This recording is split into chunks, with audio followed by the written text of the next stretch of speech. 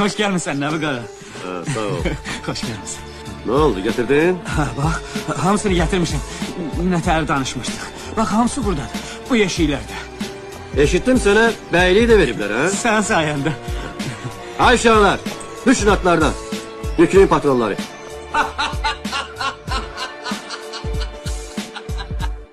Zahmet çekme Nebi. Bundan sonra sana patron gereği olmayacak. Ha?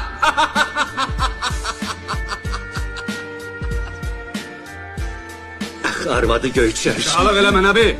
Silahı koy yere. Bağışla. Düzdür. Qulluğa sen koymuşsan beni. Ama çörəyi onlar verirlər axı mənə. Bey, ben seni kişi bilirdim. Deyirdim açık dövüşte görüşerik. Açık dövüşte görüşmek senin için büyük şeref olardı. Sen kuldursan, kuldurun nazıyla oynamazlar. Neter olur bey. Cemaati çabuk talayan sen özün ama kasıp küsubun havalarına buldur deyirsən. Sen de buradasan Mirzə. Bunların hamısını geberdəcəklər. Ama seni gönderecekler Sibir'e. Gider gelmeze. Aton sümüklerini ziyaret eləməyə.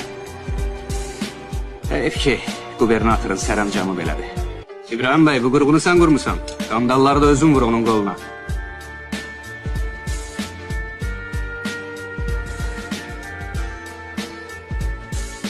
Haklısın da.